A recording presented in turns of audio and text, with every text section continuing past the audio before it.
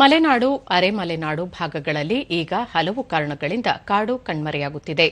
ಇದರ ನಡುವೆ ಶಿವಮೊಗ್ಗದ ಗ್ರಾಮವೊಂದರ ಜನರು ಅರಣ್ಯವನ್ನು ಉಳಿಸಿ ಬೆಳೆಸುವ ನಿಟ್ಟಿನಲ್ಲಿ ಪಣ ತೊಟ್ಟಿದ್ದಾರೆ. ಹೀಗಾಗಿ ಈ ಗ್ರಾಮವೀಗ ಹಸಿರಿನಿಂದ ನಳನಳಿಸುತ್ತಿದೆ. ಈ ಕುರಿತು ಒಂದು ವರದಿ.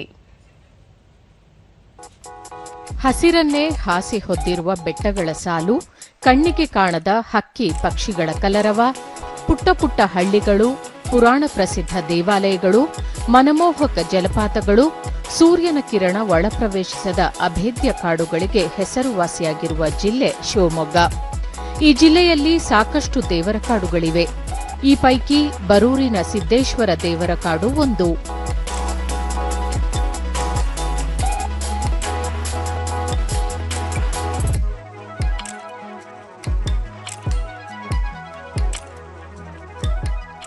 ಸಾಗರದಿಂದ ಸುಮಾರು 24 ಕಿಲೋಮೀಟರ್ ದೂರದಲ್ಲಿ ಬರೂರು ಗ್ರಾಮವಿದ್ದು, ಈ ಗ್ರಾಮದ ಕೂಗಳತೆಯ ದೂರದಲ್ಲಿ 500 ಎಕರೆಗೂ ಹೆಚ್ಚು ದಟ್ಟವಾದ ಕಾಡಿದೆ. ಗ್ರಾಮಸ್ಥರೇ ಇದನ್ನು ಸಂರಕ್ಷಿಸಿಕೊಂಡು ಬಂದಿದ್ದಾರೆ. 2011-12ರಲ್ಲಿ ರಾಜ್ಯ ಅರಣ್ಯ ಇಲಾಖೆ, ಪಶ್ಚಿಮ ಘಟ್ಟ ಅರಣ್ಯ ಕಾರ್ಯಪಡೆ, ಗ್ರಾಮ ಅರಣ್ಯ ಸಮಿತಿ, ಜೀವ ವೈವಿಧ್ಯತಾ ಮಂಡಳಿ ಇಲ್ಲಿ ವಿಶೇಷ ಅಧ್ಯಯನ ನಡೆಸಿ 110 ಎಕರೆ ವಿಸ್ತೀರ್ಣದ ಕಾಡನ್ನು ಸಿದ್ದೇಶ್ವರ ದೇವರ ಕಾಡು ಎಂದು ಘೋಷಿಸಿತು.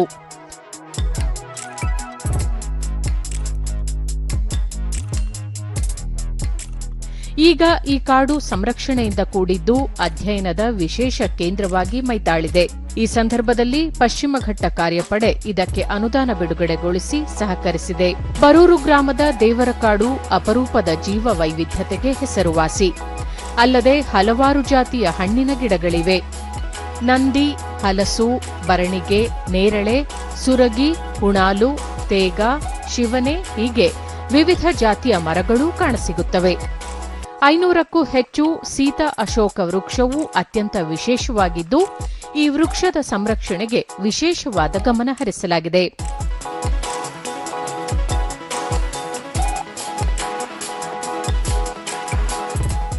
ಈ ಕಾನನದ ಸಮೀಪದಲ್ಲಿರುವ ಸಿದ್ದೇಶ್ವರ ದೇವರಿಗೆ ಪೂಜೆ ಸಲ್ಲಿಸಿಯೇ ಕಾಡು ಪ್ರವೇಶಿಸುವ ಪದ್ಧತಿ ಇದೆ. ವರ್ಷಕ್ಕೊಮ್ಮೆ ಪರಿಸರ ದಿನಾಚರಣೆ ನಡೆಸುವ ಇಂತಹ ದಿನಗಳಲ್ಲಿ ವರ್ಷವಿಡೀ ಊರಿನ ಕಾನನವನ್ನು ಕಂಗೊಳಿಸುವಂತೆ ಸಂರಕ್ಷಿಸಿರುವ ಸಿದ್ದೇಶ್ವರ ದೇವರ ಕಾಡು ಗ್ರಾಮ ಸಮಿತಿಯ ಕಾಯಕ ಮಾರ್ಗಸೂಚಿಯಾಗಿದೆ. ಇಡೀ ಊರೇ ಸಿದ್ದೇಶ್ವರ ದೇವರ ಕಾಡಿನ ಸಂರಕ್ಷಣೆಗೆ ಟೊಂಕ ಕಟ್ಟಿ ನಿಂತಿದೆ.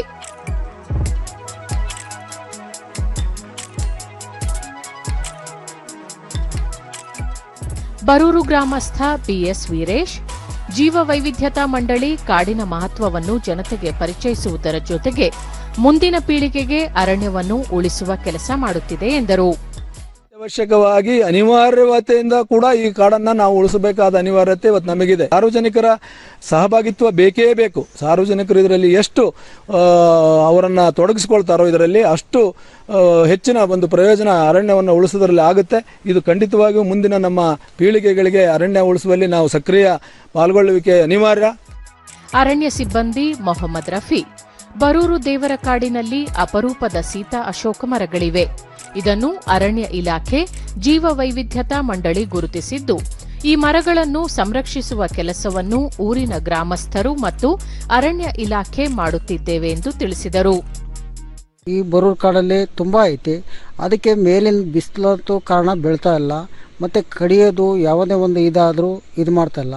ದೇವರ ಕಾನ ಅಂತ ಇದು ಮಾಡಿದಕ್ಕೆ ಎಲ್ಲರಿಗೂ ಅವಕಾಶ ಐತಿ. ಗ್ರಾಮ ಅರಣ್ಯ ಸಮಿತಿ ಅಧ್ಯಕ್ಷ ಬಸವರಾಜಪ್ಪ, ಕಾಡಿಗೆ ಯಾರೂ ಪ್ರವೇಶಿಸದಂತೆ ನಿರ್ಬಂಧವಿದ್ದು, ಬಿದ್ದ ಮರಗಳು ಅಲ್ಲಿಯೇ ಗೊಬ್ಬರವಾಗುತ್ತವೆ. ಯಾವುದೇ ಮರ, ಎಲೆಗಳನ್ನು ಗ್ರಾಮಸ್ಥರು ಹೊರತರುವುದಿಲ್ಲ ಎಂದರು. ಈಗ ನಾವು ಇಷ್ಟು ವರ್ಷ ಕಾಡು ಉಳಿಸ್ಕೊಂಡು ಬಂದಿದ್ದೀವಿ. ಇದನ್ನು ಇದೇ ಥರ ಉಳಿಸ್ಕೊಂಡು ಬರಬೇಕು. ಮತ್ತು ಎಲ್ಲರದು ಸಹಕಾರ, ಸಪೋರ್ಟು ಎಲ್ಲ ಬೇಕು. ಅದೇ ರೀತಿ ಮತ್ತು ನಾವು ಊರಾಗ್ನವರು ಸಹಕಾರ ಕೊಡ್ತೇವೆ. ಮತ್ತು ಶೀತವನ ಅಂತೇಳಿ ಒಂದು ಗಿಡ ಐತೆ. ಆ ಗಿಡನೂ ಕಾಪಾಡ್ಕೊಂಡು ಬರೋ ಜವಾಬ್ದಾರಿ ಸರ್ಕಾರದ್ದು ಪ್ಲಸ್ ನಮ್ಮದು. ಡಿಎಫ್ಒ ಸಾಗರ ಉಪವಿಭಾಗಾಧಿಕಾರಿ ಮೋಹನ್ ಕುಮಾರ್, ಬರೂರು ಗ್ರಾಮ ಪಂಚಾಯಿತಿ ವ್ಯಾಪ್ತಿಯಲ್ಲಿ 137 ಎಕರೆ ಸಿದ್ದೇಶ್ವರ ದೇವರ ಕಾಡು ಇದೆ. ಇದನ್ನು ಅರಣ್ಯ ಇಲಾಖೆ ಮತ್ತು ಸಿದ್ದೇಶ್ವರ ದೇವರ ಕಾಡು ಗ್ರಾಮ ಅರಣ್ಯ ಸಮಿತಿ ಸಂರಕ್ಷಿಸಿಕೊಂಡು ಬರುತ್ತಿದೆ. ಅರಣ್ಯ ಇಲಾಖೆಯೂ ಕೂಡ ಇವರಿಗೆ ಸಹಕಾರ ನೀಡಿದೆ ಎಂದರು. ದೇವರ ಕಾಡುಗಳನ್ನು ಸಂರಕ್ಷಣೆ ಕಾರ್ಯದಲ್ಲಿ ತೊಡಗಿಸಿಕೊಂಡು ದೇವರ ಕಾಡಿನಲ್ಲಿರ್ತಕ್ಕಂತಹ ಯಥೇಚ್ಛವಾದಂತಹ ಗಿಡಮೂಲಿಕೆ ಅಂಶಗಳನ್ನು ಹೊಂದಿರತಕ್ಕಂತಹ ಸಸ್ಯ ಪ್ರಭೇದಗಳನ್ನು ಸಂರಕ್ಷಿಸುವ ಕಾರ್ಯದಲ್ಲಿ ಅರಣ್ಯ ಇಲಾಖೆ ಜೊತೆಗೆ ಕೈಜೋಡಿಸಬೇಕೆಂದು ಕೇಳಿಕೊಳ್ತಾ ಇದ್ದೀವಿ. ಒಟ್ಟಾರೆ ರಾಜ್ಯದಲ್ಲಿನ ಅರಣ್ಯ ಸಂರಕ್ಷಣೆಗೆ ಸ್ಥಳೀಯರೇ ಟೊಂಕ ಕಟ್ಟಿ ನಿಂತಿರುವ ಭವಿಷ್ಯದ ದಿನಗಳಲ್ಲಿ ಉತ್ತಮ ಪರಿಸರವನ್ನು ಕಾಣಬಹುದಾಗಿದೆ.